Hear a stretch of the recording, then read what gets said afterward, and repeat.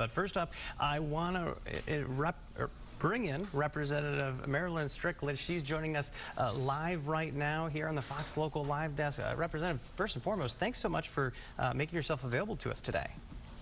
Great. Well, thanks for having me on, Matt. I am in Washington, D.C. in my office. I didn't even get a chance to ask you yet where you were, because we're kind of in that spot now where I don't know where our representatives are, if they're in D.C. or if they're back home, because y'all aren't able to go in and vote right now, right? No, that's true. So today is day 36 of the Republican shutdown, and Congress has not been in session for 47 days. And what's remarkable about this is that, you know, we've had government shutdowns before. This is the longest, but we could still be called into session and we can still do work. And the fact that we're not even in session doing work, I think, is pretty shameful. And we stand ready to have a conversation about how we save healthcare and lower costs, but my colleagues just don't seem interested in doing that. Well, I did want to ask you about that, because that is the part that, you know, sometimes confuses us at home. We hear government shutdown, we hear folks aren't necessarily going into work, but you all would have the option, clearly, to try to be negotiating something right now, correct? That is correct. And I want to make sure we go back to kind of the history of this conversation. So back in July, a bill was passed that would basically get rid of the Affordable Care Act premium that a lot of people depend on. It's going to gut Medicaid that a lot of families rely on. And then also, too, taking away those very important food benefits. And one of the things that some folks may not know, Matt, is that the people who use these programs are often people who are working, in addition to senior citizens, families with young children, and some of our veterans. And so these programs are so vitally important. And I will tell you honestly, food and healthcare should not be partisan issues. These should be things we can all get around together and say this is important for the American people. But unfortunately, the Republican shutdown is keeping us from even coming to the table together and figuring out how we move forward to save healthcare and food benefits. And I saw you not too long ago talking about how this also could potentially affect WIC, just going one step further than even the SNAP that we've been talking about. I mean, this has been one of the biggest stories that we've been focused on lately, just because we know, even down in your district earlier today, I'm sure you know, Wednesday they hand out food every day. And people were mentioning this is kind of like looking back at the pandemic at this point.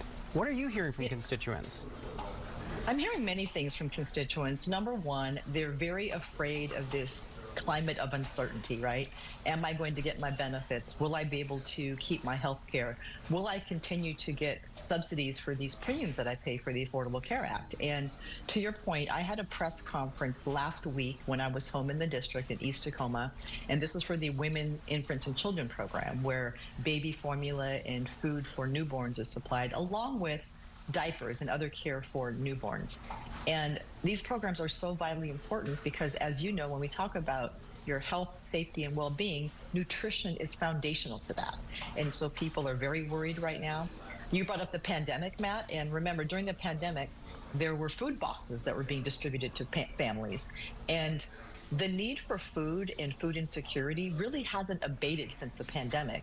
But on top of that, the shutdown and uncertainty of funding SNAP and funding WIC is just creating more fear and uncertainty for families.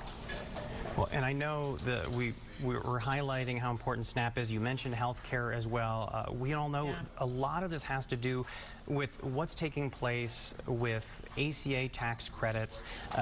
Republicans have pointed the finger and said, hey, we would open up the government if we would talk about this later.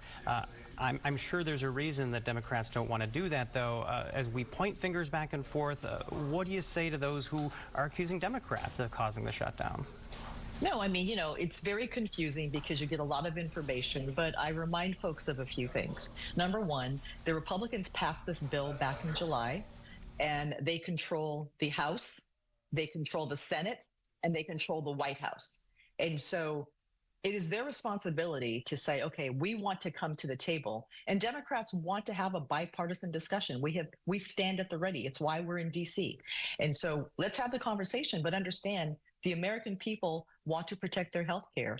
And as you know, these premium subsidies that people are getting for the Affordable Care Act, they make health care affordable. These premiums are going to go up dramatically for Washingtonians and people in the 10th district. And so let's come together, understanding that healthcare is the center of our conversation. Let's lower costs. Let's save those premium subsidies, and let's make sure the American people continue to get access to healthcare. That's what, that's a conversation that has to be had, and they don't seem interested in having that conversation.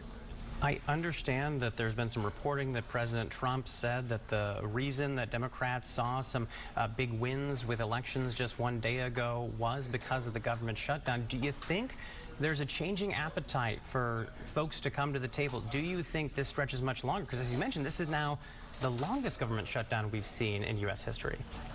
It is, Matt. It's been 46 days, and President Trump is right. The healthcare crisis that was created by the Republicans from that bill they passed in July is affecting everyone. And here's the important part. I've heard the president say that he was going to slash programs that help Democrats or Democrat programs. Healthcare affects everyone, regardless of your political affiliation. Getting access to food assistance affects people regardless of their political affiliation. So I imagine what's happening now, Matt, is that Democrats and Republicans especially are hearing from the people in their districts saying, wait a minute, I want access to health care. I want to be able to afford health care. We need to have access to food. And so as this conversation continues and more people are affected by it, I think the president and my colleagues across the aisle are realizing this is not a Democrat or Republican issue. This affects all Americans, and that's who we should be fighting for. One last question about this shutdown. How different historically is this for you? I mean, I'm sure that everybody up on the Hill has their conversations about the shutdown from yesteryear, but this one just feels different. It seems so partisan. I guess they always are, but why is this one so different? So I think what's different about this is that it is centered around the issue of health care and the issue of food benefits. And remember, I used to be the mayor of Tacoma. So when I was in the mayor's office, that was really the first time we talked about having a shutdown. And it really meant that local government had to think about, how we're going to help pay for things because we relied on federal funding for some programs. But this is different now. And you're right, it does feel hyper-partisan, but healthcare and food should not be partisan issues. So I think what's at stake right now is what is so different. And you're seeing Republicans begin to recognize that. I am hopeful that we will open government because shutting government down is not good for anyone. But the bigger structural issue, Matt, is why do we keep going from threat of shutdown to threat of shutdown? We need to have a 2-year budgeting process. We need to stick to it. We need to pass it. We need to check in on it after year 1 and not lurch from shutdown to shutdown crisis. It's irresponsible. It's bad for the economy. It's bad for national security. And it's terrible for federal workers who work so hard. Let me ask you, because that is one of the things that I feel like we don't talk about enough in the news, is that this isn't normal. We don't actually have a budgeting process. We don't have a budget in place. These are all continuing resolutions. Right. Will more people like you step up and say the obvious part out loud, that there needs to be a budget? Because I can't run my household without a budget. Exactly. You can't run a household without a budget. City government can't run without a budget. And so, yes, we're talking about averting shutdowns or opening government back up, but let's deal with the structural problem. Why is a continuing resolution to keep government open even normalized anymore? Let's all grow up. Let's figure out how we do this together, come up with an agenda, and let's budget in a responsible way that does not hurt federal workers, does not hurt the economy, and does not jeopardize national security. Well, I know we had a chance to talk a little bit before we jumped on air together. The big breaking news that we had been covering earlier was the FAA talking about how we're going to see some reduced flights at 40 different U.S. airports. I want to stress, you mentioned you didn't want to panic anybody because we don't know if SeaTac International Airport will be involved. But, boy, as we get further and further into this shutdown, I feel like it reminds us that those folks that are doing those integral jobs are still not getting paid. So what is your reaction to all of this?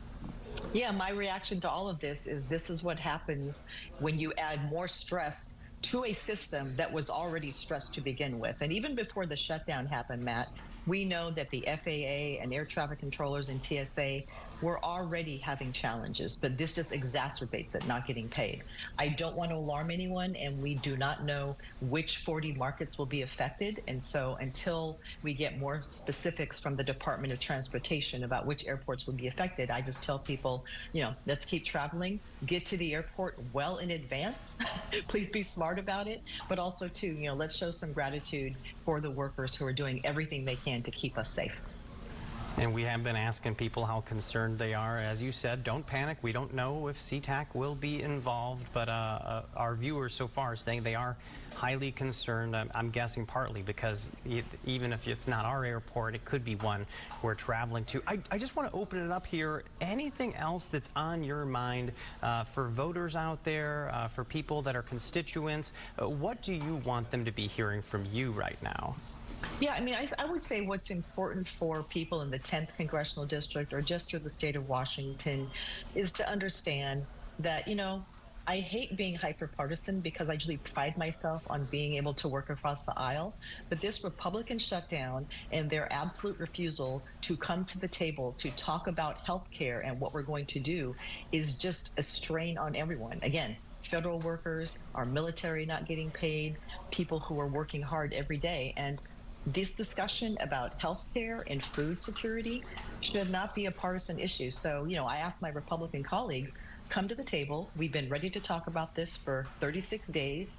This should not go on. And, we want to have a conversation. So let's act like adults and come to the table together and do this. Representative Strickland, we do appreciate you making yourself available and having an open and detailed conversation about what's going on. All right. Thanks so much, Matt, for having me on. You're welcome.